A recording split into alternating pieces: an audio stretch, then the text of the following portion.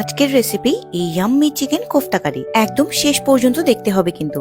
প্রথমে আমি একটা প্যান বসিয়ে দিলাম চুলায়। এরপর আমি এর মধ্যে দিয়ে দিলাম অল্প একটু বাটার। বাটারটা হালকা মেল্ট করে আমি এর মধ্যে দিয়ে দিলাম একটা তেজপাতা আর একটা দারচিনি। এটা আমরা পরে তুলে ফেলবো। এরপর আমি এর মধ্যে অ্যাড করে নিচ্ছি কুচি করা পেঁয়াজ। পেঁয়াজটা অনেক বেশি ভাজার প্রয়োজন নেই, হালকা একটু নরম হয়ে আসলেই চলবে। দিয়ে দিচ্ছি এর মধ্যে পরিমাণ মতো লবণ। বাই দ্য ওয়ে, পেঁয়াজ ভাজার সময় অল্প একটু লবণ দিলে কিন্তু তাড়াতাড়ি ভাজা হয়। এবার আমরা এর মধ্যে অ্যাড করে নেব 1 চা চামচ করে রসুন বাটা এবং আদা বাটা। পেঁয়াজের সাথে এই বাটা মশলাটাও ভালো মতো ভেজে নেব যেন কাঁচা গন্ধটা চলে যায়। এখন দিয়ে দিচ্ছি অল্প করে জিরা আর ধনিয়া, লাইলা তেলের মরিচ এবং হলুদের গুঁড়া। আমার রান্নার কালার গুলো সুন্দর রাখার জন্য লাইলা তেলের মশলা আমার বেস্ট চয়েস।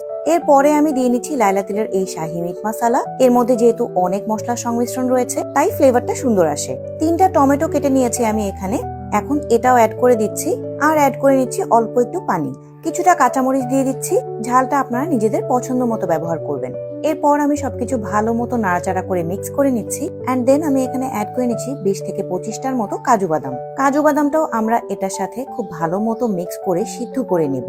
প্রয়োজন মতো পানি অ্যাড করে 5 মিনিটের মতো ঢাকা দিয়ে এই মশলাটাকে ভালো মতো সিদ্ধ করে নিয়েছি। এখন এটা ঠান্ডা করে ব্লেন্ড করে নিব।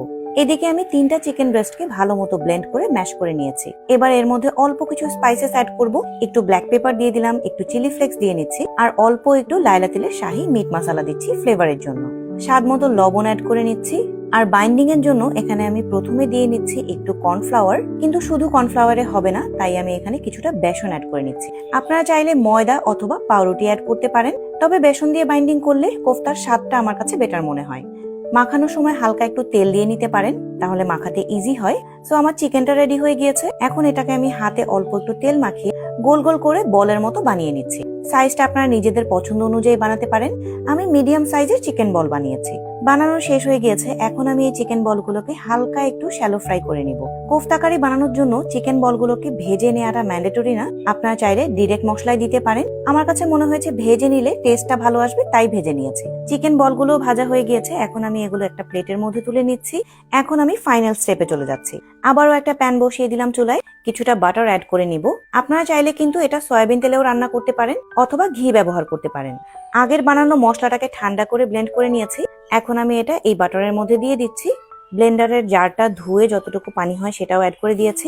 এবার আমি এর মধ্যে দিয়ে দিব স্বাদ মতো চিনি। আমি অল্প একটু দিয়েছি, আপনারা বেশি মিষ্টি খেতে চাইলে একটু বেশি পরিমাণে অ্যাড করবেন। কিছুক্ষণ নাড়াচাড়া করে এখন আমি এর মধ্যে চিকেন বলগুলোকে অ্যাড করে দিচ্ছি। বলগুলোর সাথে মশলাটা ভালো মতো মিক্স করার পরে এখানে আমি অ্যাড করে দিচ্ছি কিছুটা ঘন দুধ। বাসায় ক্রিম থাকলে আপনারা এখানে দুধের সাথে ক্রিমও অ্যাড করতে পারেন। আমার কাছে তখন ছিল না, তাই আমি শুধু দুধই অ্যাড করেছি। এবার আমি এটাকে ঢাকা দিয়ে কিছুক্ষণ রেখে দিয়েছি। তো 5 মিনিট পরই আমাদের কোফতা কারি কিন্তু রেডি হয়ে গিয়েছে। কালারটা আপনারা নিজেরাই দেখতে পাচ্ছেন কি পরিমাণ সুন্দর হয়েছে। উপর থেকে আমি হালকা একটু ঘন দুধ অ্যাড করে গার্নিশ করে নিয়েছি। এটা দেখতে যতটা সুন্দর, খেতেও কিন্তু দারুণ মজা হয়। যতটা সম্ভব হয়েছে আমি খুব সহজ করে আপনাদেরকে রেসিপিটা বোঝানোর চেষ্টা করেছি। আশা করি সবার ভালো লেগেছে। আল্লাহ হাফেজ।